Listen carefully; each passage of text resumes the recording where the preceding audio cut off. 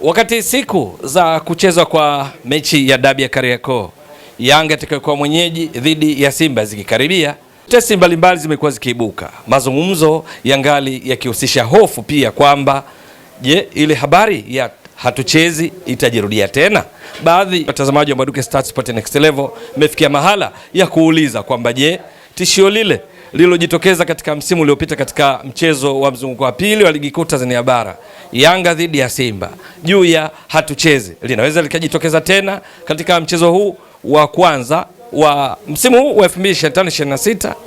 Hakika kadri nionavyo kwenye mabadiliko yaliyofanywa na bodi ya ligi kwenye kanuni za ligi kuu Tanzania bara kwa msimu huu, uwezekano huo naona ni mdogo au haupo kabisa, kwamba hatuchezi, yani ile Yanga kwenye ratiba ikionyesha kwamba wanacheza dhidi ya Simba mechi ya mzunguko wa kwanza ligi kuu Tanzania bara, lile tishio la hatuchezi kutoka kwa timu yoyote ile, ama Yanga ambao ni wenyeji katika mchezo huu au Simba, uwezekano naona ni mdogo kwa namna yoyote ile. Uwezekano huo ni mdogo kwa sababu mwisho wa siku timu husika itaangukia katika kile ambacho kimeainishwa kama adhabu kwenye kanuni za ligi kuu Tanzania bara. Yenyewe inapatikana katika sura ya 9 ya kanuni za ligi kuu Tanzania bara kwa msimu wa 2025-26 kwenye kanuni ya 31. Hii sura ya 9 inazungumzia yasiyotarajiwa.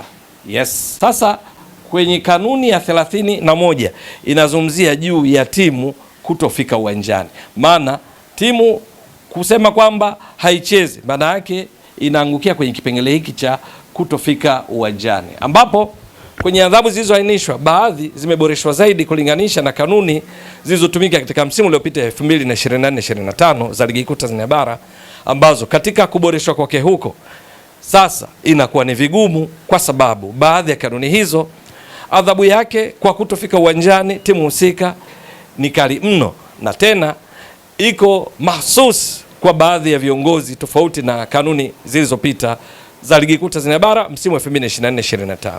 Ni kwamba ile hatuchezi, maana yake timu haifiki uwanjani.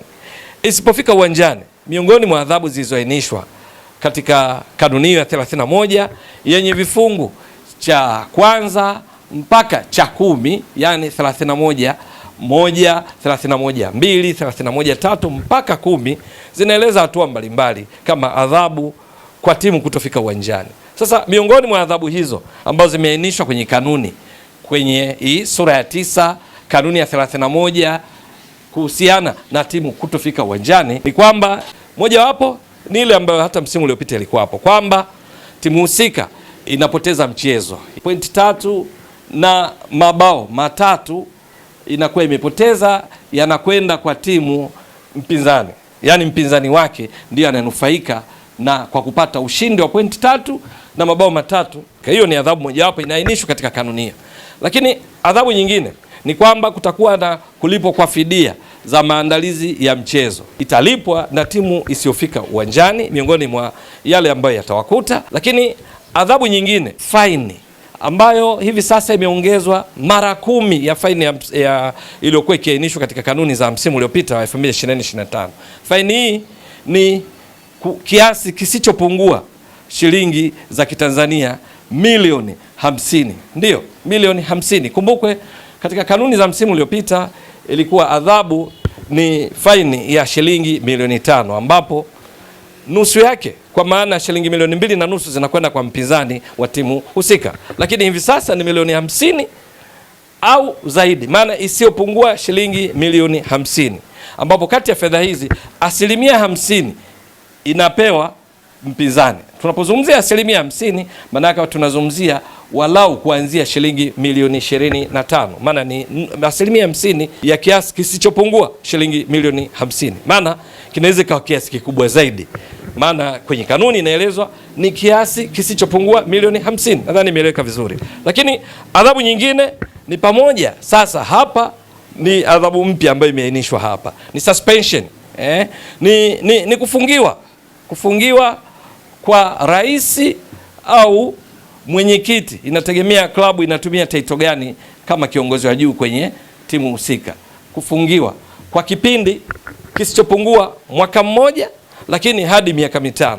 Maana yake hapa tunazungumzia Simba na Yanga, endapo mojawapo anakomalia kwamba hachezi halafu hapeleki timu uwanjani katika siku husika, hilo likitokea, basi rais ama mwenyekiti atakumbana na rungu hilo. Katika kanuni za msimu uliopita kwenye eneo hili iliainishwa kwamba kiongozi atakayekutwa kwamba amechangia uamuzi wa timu kutofika uwanjani anapewa adhabu husika. Sasa Simba na Yanga walikuwa smart katika msimu uliopita.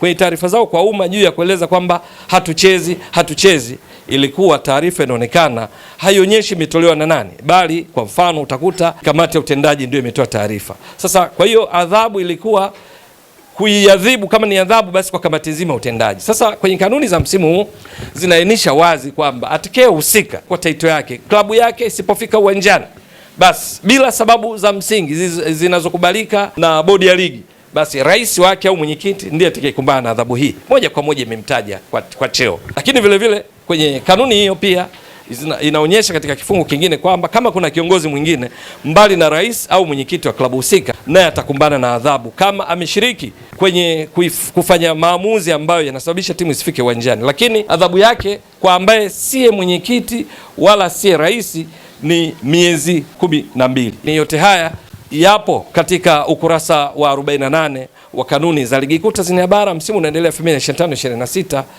kwenye yasiyotarajiwa kama ilivyotoka kueleza awali, sura ya 9 kanuni ya 31 na vifungu vyake. Sasa kwa sababu hii ndipo binafsi naona kana kwamba kwa adhabu hizi zilizoainishwa kwenye kanuni hivi sasa ni ngumu kwa timu kirahisi kabisa kusema haichezi.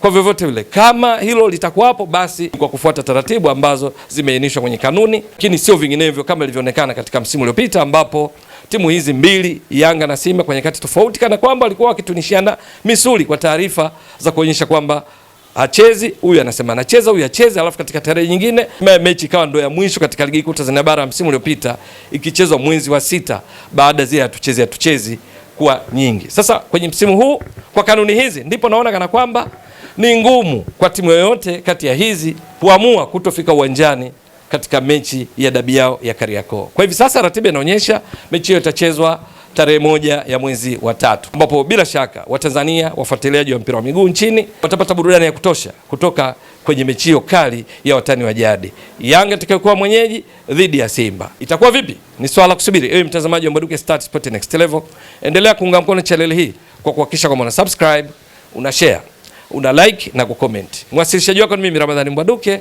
almaarufu kama Mzee wa Data. Shukran jazilan. Bye bye.